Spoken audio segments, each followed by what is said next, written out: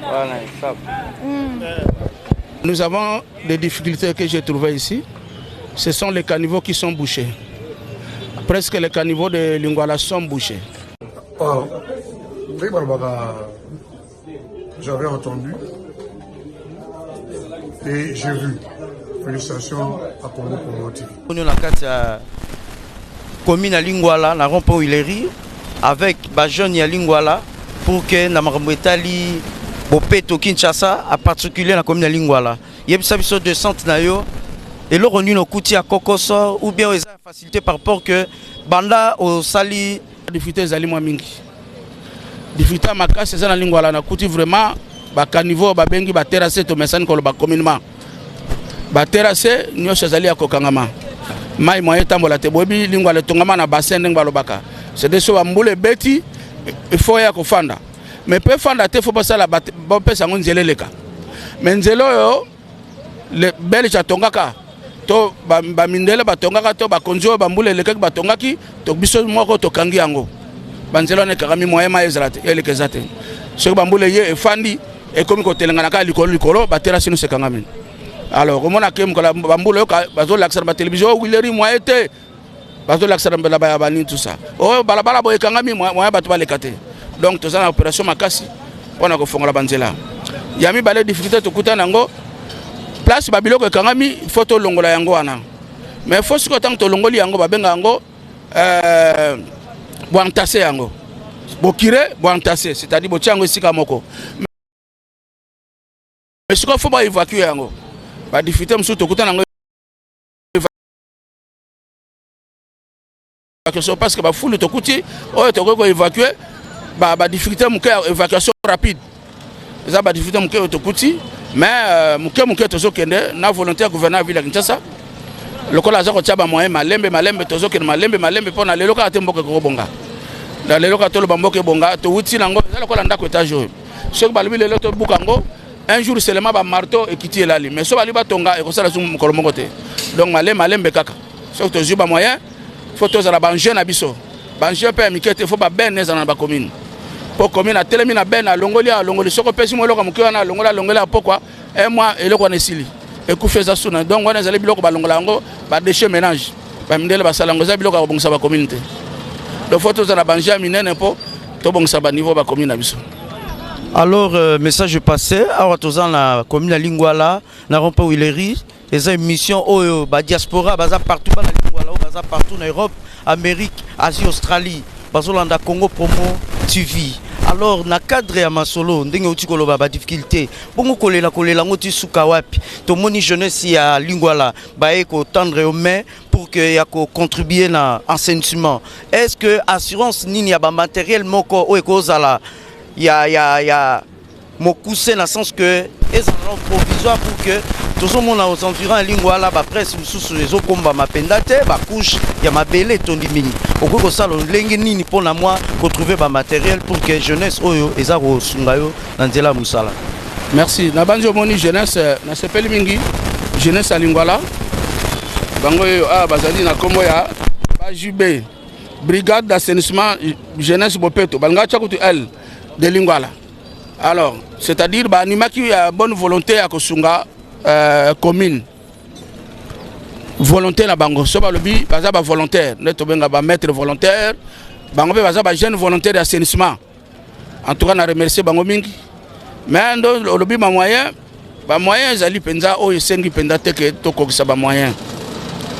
Mais ba moyen oyo bango ba ko simba po ba bongisa to ko luka yango. Commune malembe ko somba kombo po bangba simba non il faut donner la gouverneur non na ko le pas gouverneur te le baba ba jean to lobi ya minene wala nde hôtel ville pas pesa ko somba kombo eza ko luka donc malembe ba moyen to ko joa to travailler na bango ensemble na ba jeune Lingwala parce que partout na l'équipe ba jeune nyonso bazolo bakaka Bopeto donc mundu sa lobi zwanga na sala Bopeto to bong sa balaba na biso vraiment il connaît se blessing mingi. Mais na mukeo tozanango tokocha na ONG tozanango association ba jeune Lingwala oyo ba moni balati bazandambo ba lui baza plus de 500 mais so to to faire travailler bango 500 na bomi botala kaka ndenge makamango ndenge zalaka e zala pasi mi mwana ko vite na bango na ba moyen tozanango micro ozonga souci toso continuer ko travailler ndenge na lobi awa na ba moyen ba bengi ba moyen communal na ba moyen ozali conséquent ya ba konzi c'est-à-dire à niveau agricolo ko pesa ba moyen to lobi ya minene ya makasi ceux qui biloko les bloquer biso mo sala peut bloquer mais ceux qui yango bloquer c'est ndenge bisika na tamboli par exemple na avenue Mwaka Wileri tout ça na kuti ba bloquer kangami force ko tractopelle ba benga loko longola ka boy il faut ezala ko ba kamia bene longola ba salité ni swana wane comme ce misala ya makasi comme ce misala makasi ba pesa so ba engin et kota lingwala e bana ko longola ba terrasse so ba lingo e ko na yete al musala bloquer so na ko komba na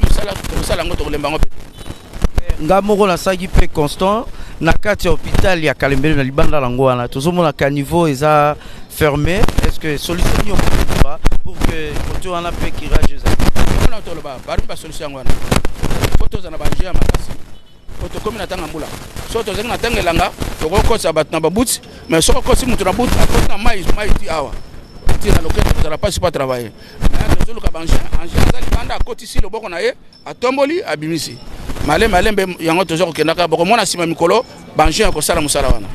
Merci excellence Augustin. Merci beaucoup. Alors yozali moko oyo ozo coordonner service ya lingwala na makambo bopeto. Alors ndenge excellence auti koloba na mokuse yoko ko bakisa nini pona initiative o bozui. Est-ce que boko bandango lelo lobi après bo katani bo disparaître ou bien boko za toujours si maman compte pona ko continuer musala nae. Oui, mais initiative o mkonzi ya mboka zui pe oyo gouverneur na biso Jatini Mbaka ngobila oyo azwa tikala jamais ko kata yango na katikati biso toza wana pona ko accompagner ye ti à l'infini to kata siko te tozali wana to accompagner mkonzi ya mboka bourgmestre na biso to ko rendre lingwala bopeto lingwala pena ezonga tango ezalaka wana na tango ya kala ekokoma pe ezonga lingwala label biso toza wana te poto mona salité to tika biso toza ba jeune moko o to lingi place to vandi ezala pe bopeto toza wana pona accompagner bourgmestre na biso pe pona accompagner gouverneur na biso Jatini Mbaka ngobila. Ok, merci. Merci beaucoup, journaliste. Bonjour Ndeko. Ah, bonjour papa. Bandeko baliba e bayo kombo na yo nani awa toza na kati ya commune ya Lingwala sur croisement avenue Kalembelembe croisement pédiatrie na commune ya Lingwala epa ya Bourgmestre Augustin Kamaindi. Bon tant que ozali moko ya Lingwala. Bon tozo mona na sentiment ba sala kirage. Bon ba contribution na yo ba ike ba kolanda eza boni. Merci papa pour nganaza mwana ya Lingwala na Kalembelembe kakombo nga Pichu Maviana na sepeli na initiative ya papa Augustin Kama po awa nde mai etondaka soki mbule beti mais ezalaka danger batu bakimaka awa mai etondaka fort mais lokola zwi initiative ya batu baya kobongisa assainissement salema to sepeli mingi. Est-ce que kobanda la bourgmestre ya Yambo o ya uta kozala maman Brigitte o batinde la commune en Sele to mona ki intérimaire bourgmestre adjoint zo ki intérim papa Daniel. Bon na bango wana est-ce que basala ki koleka bourgmestre actuel Augustin ou comment? Yeah, bon basala ki te même bourgmestre intérimaire ye mingi bandeka koleka moi propriétaire ko komba mais kozwa initiative ko tombola banini ba terrasse ko fungola pona maeleka wana ndeza bien mais lokola sali bo il faut pas ça la suivi et suka kaka te ayeka ka fungoli ba terrasse mai ko leka mais il faut suivi bezalaka wana to ko sepela. OK, merci Ndeko. Atuka papa misala loko tozo plere nango nini bozalaka bien bobandaka mais bokoma na suka te omona bata ofede ba yaka ba kosi biso ta batire ba terrasse mabelo batira pembeni mama ezonga na kati tozo senga so balongoli mabele baye ba koloko ifaki yango boso bobibisi mabele botiki so mbule beti esali ekozonga to sepeli mina Bourgmestre na biso ayesika lokwa za papa aye batanga so bimisa mabele alongola kango esatiki abimisa tiki sa lokwa osalelo te pota mbule ko ya mama nanga ezonga nango. Bon vraiment ça fait longtemps tozo nyo kwa mana situation oyo donc Kalembele toza na veni Kalembelembe en allant vers Wileri toza na Kalembelembe 190 donc awa soki mbule beti donc ce n'est pas possible okotala même lopango nga na vandi awa eza neti na kati ya libulu donc soki mbula ebeti mai ndenge etondaka bokobima te ti mbula ekosila mai ya kalembelembe oyo edimine bobandi kopepa totie motopompe age motopompe ekoka te ekufa siko fo kopepa na maboko yo moko omona kaka kanivo ndenge ezali donc ne toza boye na lupango tokangi lidusu po soki omeki kofongola mai nyonso oyo ezali awa na kanivo oyo ekota ya so na lupango soki otali maboko donc bangungi n'en parlons pas tala maboko ndenge ekomi donc ngungi aleki makasi makasi donc malaria awa mazala kuna ndako ya madame ababela malaria. J'ai beaucoup dépensé pour na soin na ye. Alors, solution nini oyo okoki koyebisa na Bourgmestre Augustin ayeba kosunga commune na ye ya Lingwala pour que bozala suna ba difficulté oyo ba inondation te. Vraiment, on a salué à Pansa parce que je le connais personnellement. Il se connaît avec mon frère qui est à Paris. Monsieur Augustin a passé une beauté.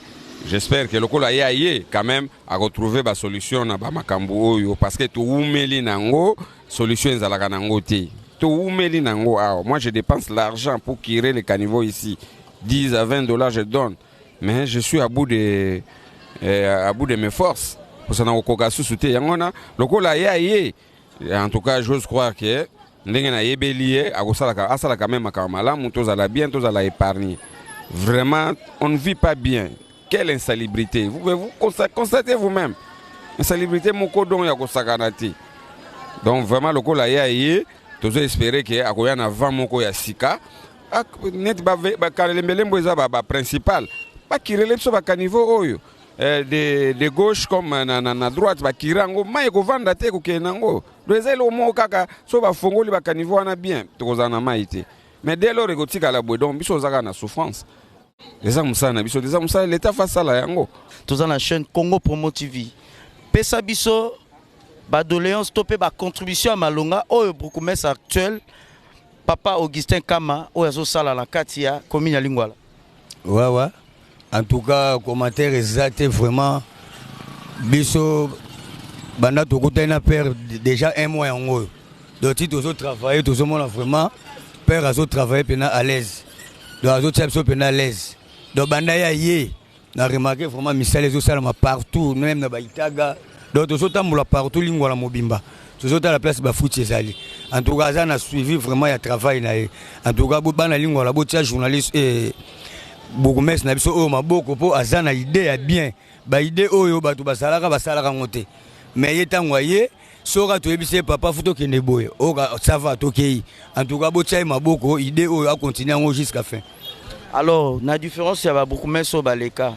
Mais awa na ndenge tozana avenue Kalembelembe croisement direction Major. Alors, kirage ne bozo sala. Bon, bambule ute koleka beta inondation yi makasi. Bozo banza ete na kirage bozo sala. Mabele otika likolo.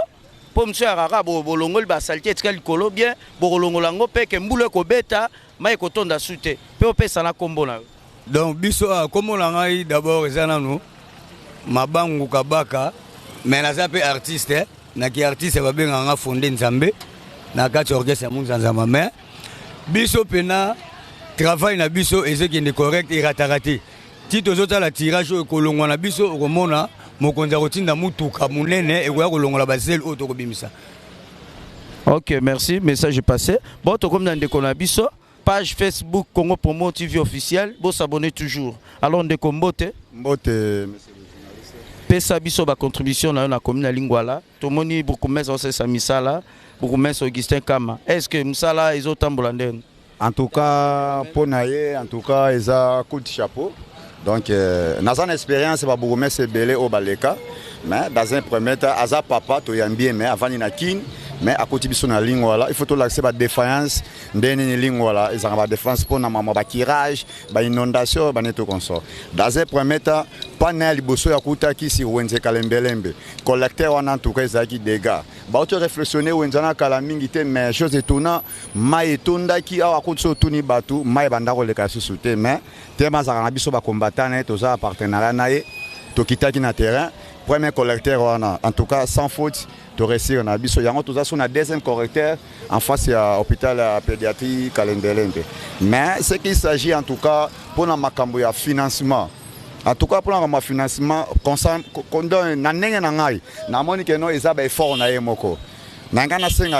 gouverneur de la ville de Kinshasa, il faut financer le bourgmestre pour l'assainissement.